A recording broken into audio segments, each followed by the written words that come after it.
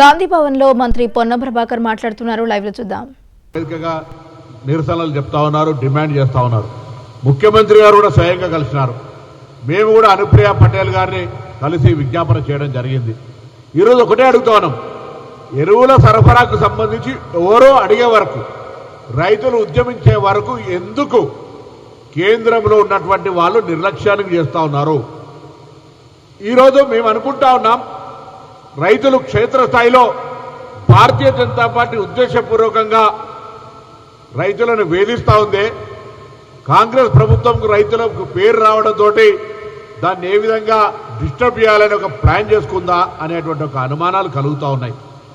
లేనట్టయితే ఇది ఫెడరల్ సిస్టంలో రాజ్యాంగ స్ఫూర్తికి విరుద్ధం.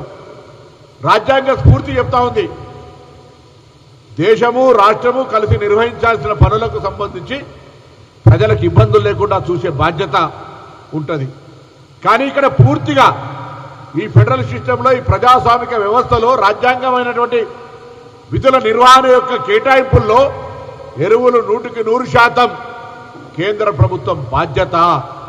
మరొక్కసారి చెప్తున్నా, ఎరువుల నిర్వహణ, తయారీ, భాగస్వామ్యము, పంపిణీ వ్యవస్థ అంతా కేంద్ర కనుసన్నల్లోనే జరుగుతుంది. తెలంగాణ రైతులకు చేతులు జోడించి మరొక్కసారి విజ్ఞప్తి చేస్తా ఉన్నా, తెలంగాణ రైతులు ఎదుర్కొంటున్న ఎరువుల సమస్య భారతీయ జనతా పార్టీ పాపం, భారతీయ జనతా పార్టీ కుట్ర ఫలితం, భారతీయ జనతా పార్టీ నిర్లక్ష్యం ఫలితం ఇలా తెలంగాణ రైతులు ఎదుర్కొంటున్నటువంటి ఎరువుల కొరత.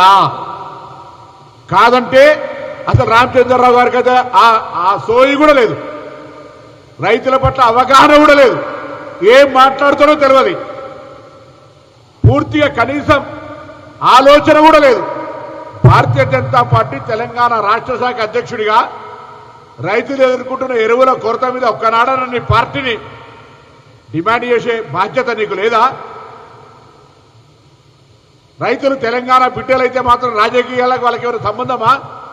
భారతీయ జనతా పార్టీ కేంద్రంలో రూలింగ్లో ఉన్న పార్టీ అధ్యక్షుడిగా తెలంగాణ రైతులను ఎరువుల పరంగా ఆదుకోవడానికి నువ్వు చేపట్టిన పాత్ర, తీసుకున్న నిర్ణయం ఒక రాష్ట్రం లేక బయట పెట్టమని అడుగుతా ఉన్నాం.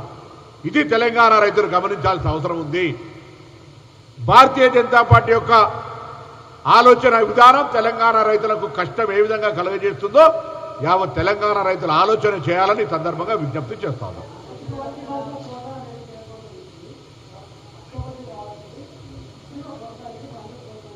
చూడు, ఇప్పుడు కూలిచ్చి తన్నించుకునేవాడు ఉన్నాడు. మేము కృత్రిమ కొరత సృష్టించడం ద్వారా మా మీద నిరసనలు చెప్పించుకునేటువంటి బుద్ధి జ్ఞానం లేని రాజకీయ పార్టీ నాయకుడు ఎవడని ఉంటాడా? ఏం ప్రశ్న? వానికి జ్ఞానం ఉండాలి కదా అడిగేటోడికి. ఏ రాజకీయ నాయకుడి కన్నా మేము ఎరువుల సరఫరాకు సంబంధించి వస్తున్నటువంటి సప్లైకి అనుగుణంగా సరఫరా చేస్తూ ఉన్నాం. క్షేత్రస్థాయిలో కొంత బీఆర్ఎస్ పార్టీ రైతుల్లో ప్యానిక్ క్రియేట్ చేయడం వల్ల అందుబాటులో ఉన్న రైతులు కొంత క్వాంటిటీ అడ్వాన్స్గా కొనడం కావచ్చు. మానవ సహజ ఉదాహరణ, పెట్రోల్ దొరకదంటే మనం 200 రూపాయలు పోసుకునేది 500 రూపాయలు పోసుకుంటాం. అటువంటి వాతావరణం కొద్దిగా రాష్ట్రంలో కలిగింది. దానికి అనుగుణంగా సఫిషియెంట్ ఎరువులు ఉన్నాయి, ఇబ్బంది లేదు అనేటువంటి ఒక పాత్ర, బాధ్యత భారతీయ జనతా పార్టీది అని అడుగుతున్నా. ఎంతసేపు నెపం మీద ఒకరి మీద నెట్టి నా దగ్గర సఫిషియెంట్ ఎరువులు ఉంటే నేను కృత్రిమ కొరత సృష్టించే ఎవడైనా రాష్ట్ర ప్రభుత్వంలో ఉన్నటువంటి అధికారంలో ఉన్నాడు అటువంటి పని చేస్తాడా? నేను భారతీయ జనతా పార్టీ నాయకుని అడుగుతున్నా, రామచంద్ర ఒక్క లేఖ రాసిండా? ఒక్కసారి ఎరువుల కొరత గురించి కేంద్రాన్ని డిమాండ్ చేసిండా? వాళ్ళ కేంద్ర మంత్రిని కలిసిండా? భారతీయ జనతా పార్టీ తెలంగాణలో లేదా? ఉంటే నీ 8 మంది ఎంపీల పక్షాన ఎన్నడైనా కనీసం ఎరువుల గురించి అడుగుతూ ఉంటా కాంగ్రెస్ పార్టీ. అరే, ఇలా రైతుల విషయంలో పార్టీలకు ఎందుకు ముచ్చట? కేంద్రంలో నువ్వు కదా ఎరువుల యొక్క పూర్తి బాధ్యత, తయారీ, నిర్వహణ, పంపిణీ వ్యవస్థ నీ దగ్గర ఉంది కదా కంట్రోలు.